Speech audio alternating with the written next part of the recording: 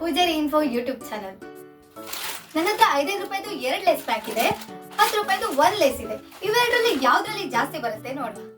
5 ರೂಪಾಯಿ ಪ್ಯಾಕೆಟ್ಸ್ ಅಲ್ಲಿ ಜಾಸ್ತಿ ಬರುತ್ತೆ ಅನ್ನೋರು ಲೈಕ್ ಮಾಡಿ, 10 ರೂಪಾಯಿ ಪ್ಯಾಕೆಟ್ಸ್ ಅಲ್ಲಿ ಜಾಸ್ತಿ ಬರುತ್ತೆ ಅನ್ನೋರು ಸಬ್ಸ್ಕ್ರೈಬ್ ಮಾಡಿ.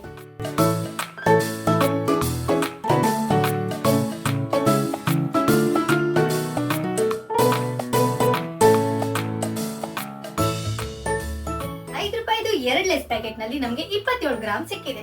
ಇವಾಗ 10 ರೂಪಾಯಿ ಲೇಸ್ ಪ್ಯಾಕೆಟ್ ನಲ್ಲಿ ಎಷ್ಟು ಸಿಗುತ್ತೆ ನೋಡೋಣ.